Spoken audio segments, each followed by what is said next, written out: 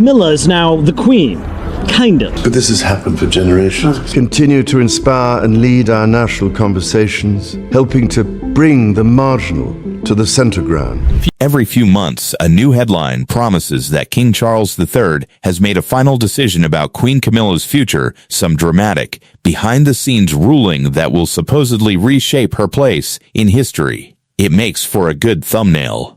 It is also, almost always, invented. There has been no announcement, no secret decree, no stunning reveal. What there is, instead, is something far more interesting if you actually look at it. A set of real constitutional rules laid down over centuries that already determine most of what happens to a king's wife when his reign ends. You don't need a leaked palace memo to understand Camilla's future. You need to understand how the British monarchy actually works. So let's set the speculation aside and go through what is actually true. The first thing to understand is a distinction that gets blurred constantly in casual conversation. The difference between a queen regnant and a queen consort. A queen regnant is a sovereign in her own right. Elizabeth II held the crown because she inherited it because she was next in the line of succession when her father, George VI, died. She was head of state. She opened parliament, gave royal assent to legislation, and served as commander-in-chief. Her authority came from bloodline and law, not from marriage. Camilla is not that. Camilla is a queen consort, a title she holds because she is married to the reigning king, not because she has any hereditary claim to the throne. This is an old and very deliberate distinction in British constitutional law. A queen consort shares her husband's rank and appears beside him at state occasions, but she does not share his constitutional powers. She cannot give royal assent. She cannot dissolve parliament. She is, constitutionally speaking, a private individual who has been elevated in rank and given a public role, not a second head of state. This is also why, if Charles were to die before Camilla, she would not somehow inherit the throne or continue ruling in his place. The crown does not pass to a spouse. It passes according to the strict rules of hereditary succession from Charles directly to his heir, Prince William. Camilla's path to queen has a documented public history, and it's worth walking through because so much confusion about her future actually stems from misunderstanding her past. When Charles and Camilla married in 2005, she took the title Duchess of Cornwall rather than Princess of Wales, largely out of sensitivity to the legacy of Diana, Princess of Wales. For years afterward, there was genuine public uncertainty about what Camilla's title would become once Charles became king, whether she would be princess consort, a lesser and less traditional style that Clarence House had floated in the mid-2000s to soften public reaction to her role. That uncertainty was resolved by Elizabeth II herself. In February 2022, on the 40th anniversary of her own accession, the late Queen issued a statement expressing what she called her sincere wish that when Charles became king, Camilla would be known as Queen Consort. This was widely read as the late Queen personally settling a debate that had lingered for years. When Charles acceded to the throne on September 8, 2022, following his mother's death, Camilla duly became Queen Consort and was crowned in that capacity at Westminster Abbey on May 6, 2023, the first coronation in Britain in 70 years. Interestingly, the word consort quietly disappeared from her title not long after. Buckingham Palace never issued a formal announcement about the change. The word was simply dropped from the coronation invitation, and by the time of the ceremony she was being referred to simply as Queen Camilla. Royal commentators have noted that from a strict constitutional standpoint, this change altered nothing about her actual powers. Her role remained ceremonial, and she still cannot succeed Charles as monarch if he dies before her. It was a stylistic shift, not a legal one. If there's a genuinely under-discussed piece of constitutional machinery in this story, it's the Regency Acts of 1937 to 1953, real UK legislation, not palace tradition, that governs what happens when a monarch is unavailable. Under these acts, a small group of senior royals, called councillors of state, can be authorized to carry out certain routine duties of the sovereign, such as signing routine documents or receiving credentials from ambassadors if the monarch is abroad or too unwell to perform them. Camilla holds a position as a counselor of state, but importantly, this comes from her position as the spouse of the sovereign, not because of her title as Queen Consort specifically. In other words, even if she had remained Princess Consort instead of Queen, she would still have ended up with this role by virtue of being married to the king. It's a reminder that a lot of what looks like special status granted to Camilla personally is actually just the standard operation of rules that would apply to any king's spouse. This authority, like everything else about her role, exists only for the duration of Charles's reign. It is tied to his kingship, not to her as an individual. This is the part of the story that actually involves real, near certain constitutional change, not because of any personal decision by Charles, but because it's simply how the system works every single time the crown passes to a new monarch. When Charles's reign ends, whenever and however that occurs, the throne passes automatically to Prince William under the existing line of succession. At that moment, Catherine, currently Princess of Wales, becomes Queen Consort in her own right, following exactly the same constitutional pattern Camilla followed in 2022. The center of the monarchy's public life shifts to the new king and queen, as it has with every succession in British history. For Camilla, this means her constitutional role as Queen Consort ends the moment Charles's reign ends. She cannot remain the Queen Consort once someone else holds that position. There is only ever one Queen Consort at a time, tied to the current monarch. What happens to her title after that point is where things get more specific, and where royal historians have actually looked closely at precedent. The most likely, though not yet formally confirmed, title for Camilla after Charles's reign ends is Queen Dowager. This isn't speculation invented for a headline. It's a real, established form of address with centuries of use behind it, applied to the widow of a king who is not the mother of the reigning monarch. That last detail matters, and it's why Camilla's situation actually differs from the most famous modern example of a widowed consort, the Queen Mother. When George VI died in 1952 and his daughter became Elizabeth II,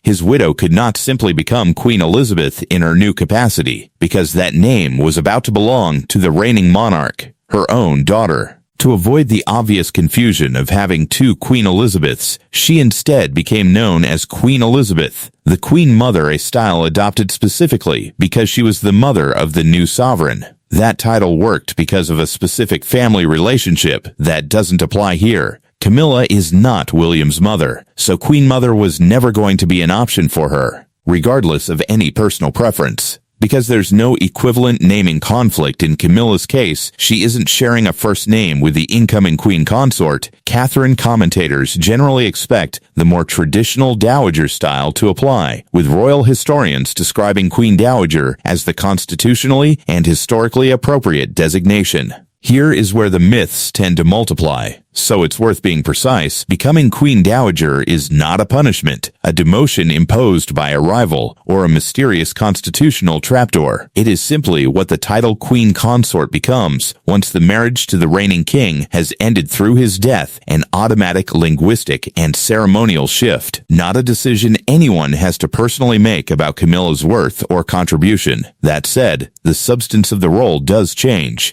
and change significantly. As Queen Dowager, Camilla would hold no constitutional function whatsoever, no role as counselor of state, no formal position representing the crown. Royal commentators who track precedent closely have noted that a dowager queen typically has no constitutional role, though she may continue to engage in public life, particularly through causes and charities she has already built a long relationship with. This is actually the pattern the Queen Mother herself set, and it's a useful precedent, because it shows this isn't really about Camilla specifically, it's about how every widowed consort in modern British history has navigated the same transition. After 1952, the Queen Mother did not disappear from public life. She remained one of the most visible and beloved members of the royal family for another 50 years. maintaining an active public schedule, championing causes she'd long supported, and serving as a senior figure within the family,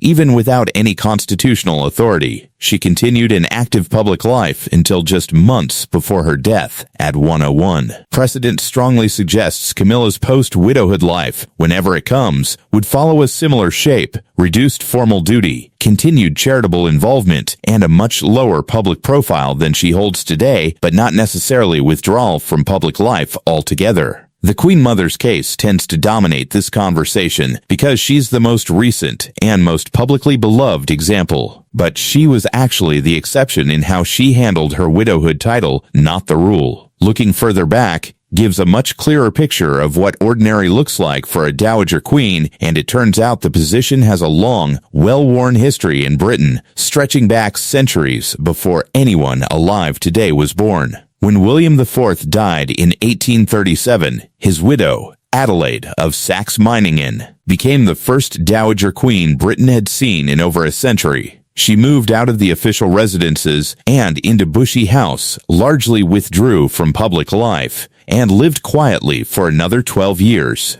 Her example set a template that later dowagers would either follow or deliberately push against. Step back gracefully, avoid overshadowing the new reign, and let the spotlight belong to the next monarch. Queen Alexandra, widow of Edward VII, took a more visible path when she became Dowager Queen in 1910. She moved from Buckingham Palace to Marlborough House and continued attending public events for the next 15 years, maintaining an active charitable role in particular through a nursing service she had personally founded years earlier. Her example demonstrated that the dowager role could involve real, sustained public engagement rather than quiet retirement. Though royal historians also note she was famously reluctant to fully cede precedence to her daughter-in-law, Queen Mary, and initially resisted giving up Buckingham Palace, a reminder that even within a well-defined constitutional role, personal dynamics between royal women have always shaped how it actually played out day to day. Queen Mary, in turn, became Dowager Queen herself when George V died in 1936 and remained a senior royal figure for the following 16 years,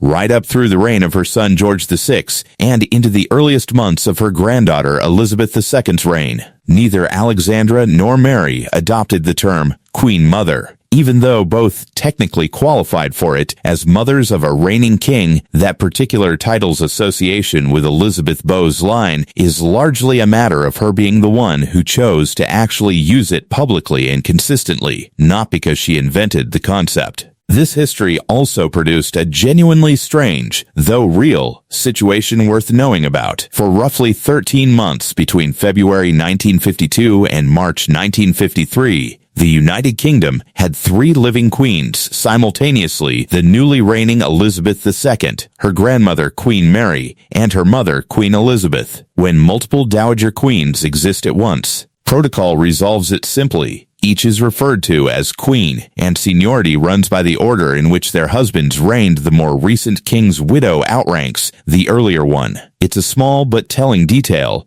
because it shows the system has already solved messier versions of this problem than anything currently facing Camilla. What all of this makes clear is that Camilla's eventual situation isn't uncharted territory requiring some unprecedented royal ruling. It is, if anything, one of the more straightforward versions of a scenario the monarchy has managed repeatedly, going back nearly 200 years. One detail that rarely makes it into casual conversation about this topic is that no constitutional role does not mean no status. A Queen Dowager retains the style Her Majesty for the rest of her life and occupies one of the very highest positions in the formal order of precedence, the strict hierarchy that determines things like seating at state banquets, positioning in ceremonial processions, and protocol at official functions. In other words, losing constitutional authority is not the same as losing rank within the family and the institution. Camilla, as Dowager Queen, would still outrank most of the royal family in formal settings,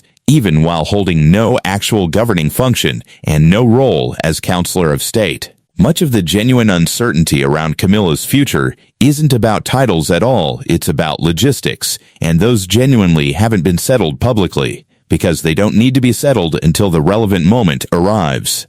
Residency is one open question. Charles and Camilla currently share official residences including Clarence House, but historically, widowed consorts have not continued living in the same official residences used during their spouse's reign. Those are generally tied to the office of the monarch and pass, in effect, to the new king and his household. The Queen Mother, for instance, moved into Clarence House herself after George VI's death, once it had been vacated by the new arrangement of the family. Camilla is also known to retain a personal connection to Ray Mill House, the private property she owned before marrying Charles, which gives her an existing option for private life outside any official royal residence, regardless of what formal arrangements are eventually made. Her charitable patronages are the other major practical thread. Over the past 2 decades, Camilla has built a public identity substantially around specific causes, most notably osteoporosis awareness, as well as literacy and domestic violence awareness. Unlike her constitutional title, patronage of a charity is not something that automatically transfers or expires with a change of reign.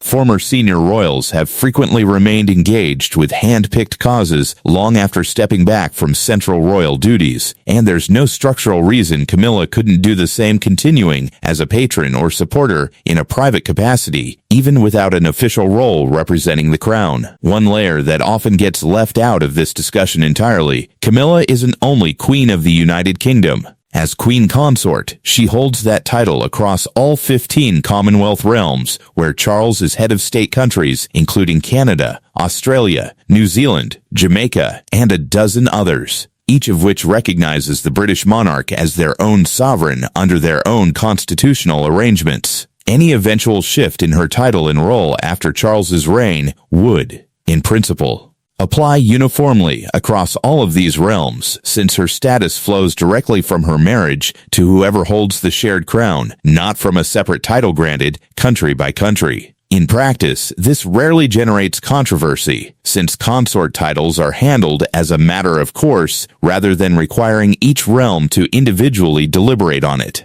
But it's a useful reminder that Camilla's future isn't purely a question of British domestic tradition. It's tied to the constitutional arrangements of more than a dozen sovereign nations simultaneously. It's worth being direct about something the more sensational coverage tends to obscure: the idea that Charles could unilaterally guarantee Camilla a specific status, income, or role after his reign through some private, decisive act misunderstands how the monarchy actually operates. The British monarchy functions as a constitutional institution, not a personal one. Titles like Queen Consort and Queen Dowager exist by convention and, at times, by formal instruments such as letters patent or orders in council, legal mechanisms that require government involvement, not just royal preference.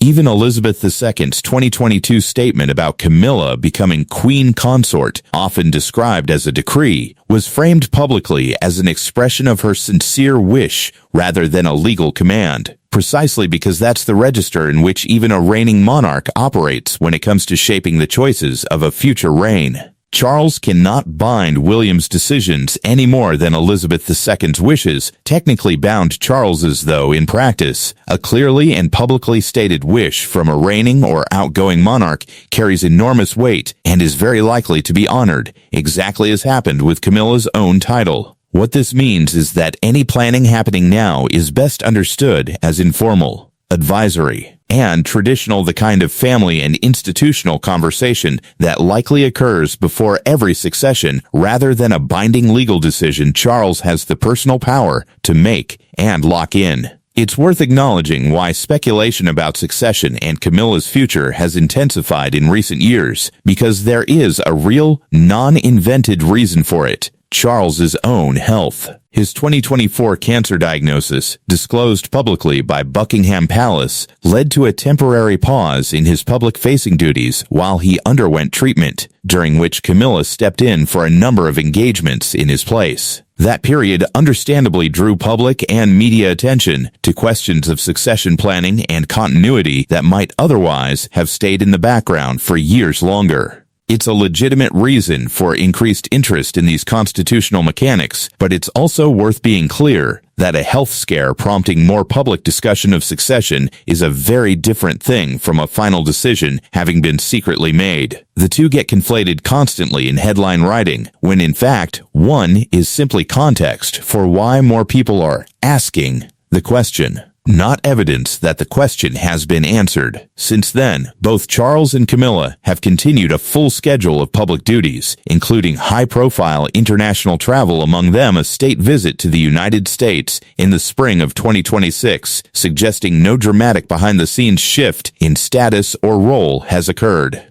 It's also worth noting how much Camilla's own public standing has shifted over the decades, because it's genuinely one of the more remarkable image transformations in modern royal history, and it's central to why any of this constitutional detail matters to people at all. In the years following Charles and Diana's divorce and Diana's death in 1997, Camilla was among the most unpopular figures connected to the royal family, blamed by large segments of the British public for the